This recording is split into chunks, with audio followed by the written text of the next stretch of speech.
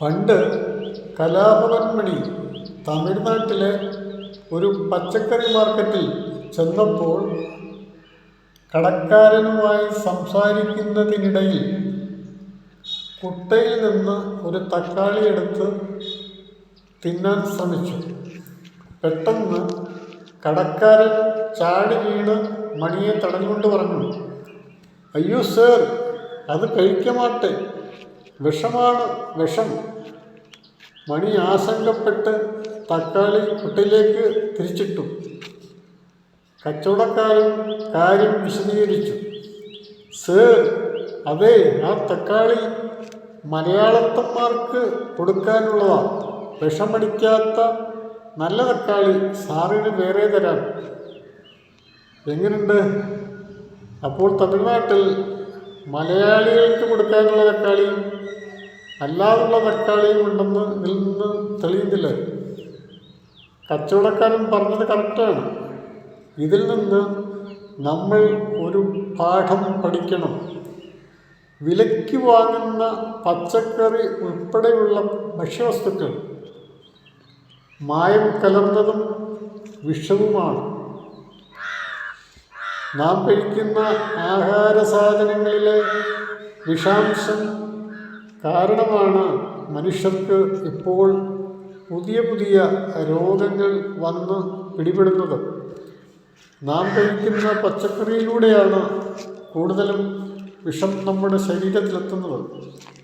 അത് നാം മനസ്സിലാക്കാൻ ശ്രമിച്ചാൽ വീട്ടിൽ തന്നെ നമുക്കാവശ്യമുള്ളത്ര പച്ചക്കറി വിളയിച്ചെടുക്കാൻ കഴിയുന്നതാണ്.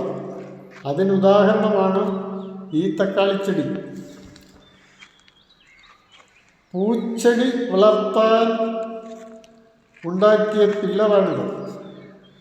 പച്ചക്കറി വേസ്റ്റ് പറമ്പിൽ കളഞ്ഞെടുത്ത് കിടന്ന് കിളിച്ച് വന്ന തൈയെടുത്ത് ഇവിടെ നട്ടു. 2 ആഴ്ച കഴിഞ്ഞപ്പോഴേക്കും നന്നായി കിളിർത്ത് തക്കാളി പിടിച്ചു തുടങ്ങി. 1.5 മാസത്തിനിടയിൽ പലതവണ തക്കാളി ഇതിൽ നിന്ന് പറിച്ച് കറിവെച്ചിട്ടുണ്ട്.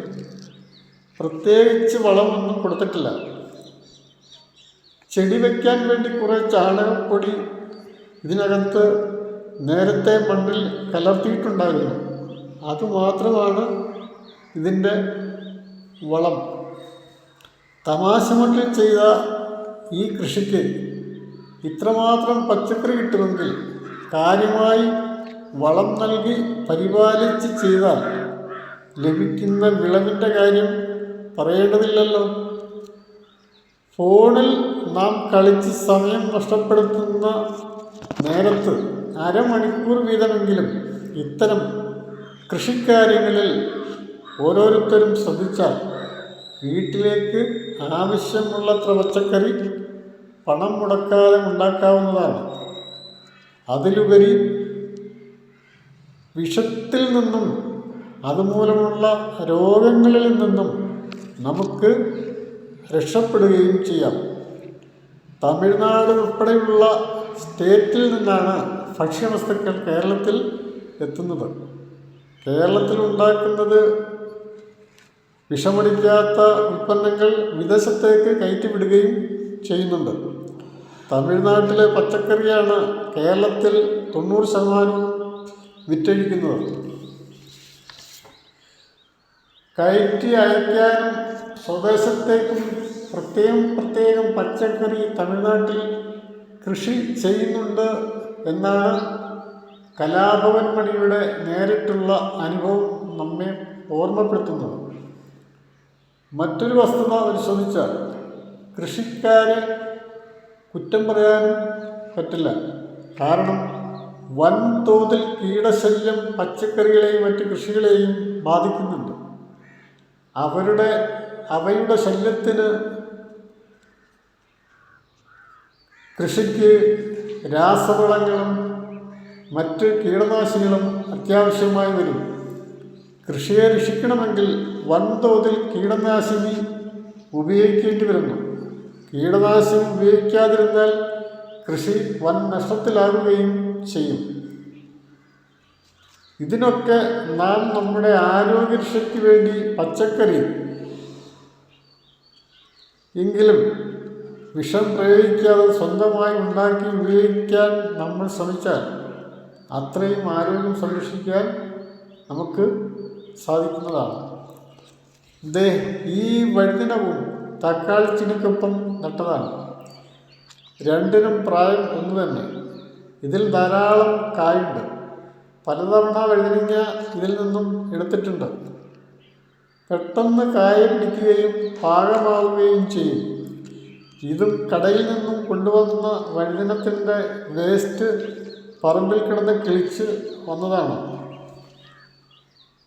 പൈസയുടെ ചിലവില്ലാതെ ആവശ്യം പോലെ പച്ചക്കറി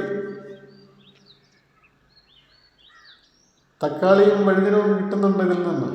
ഇതുപോലെ നിങ്ങളും വീട്ടിലേക്ക് ആവശ്യമുള്ളത്ര പച്ചക്കറി വീട്ടിൽ തമാശ പോലെ കൃഷി ചെയ്യുക. ആരോഗ്യം പച്ചക്കറിയിലൂടെ സംരക്ഷിക്കുക. അടുത്തത് ചീരയും കാന്താരിമുളകും സമൃദ്ധമായി വിളഞ്ഞു നിൽക്കുന്നതിൻ്റെ വീഡിയോ നൽകുന്നതാണ്. Please watch and like. Thank you.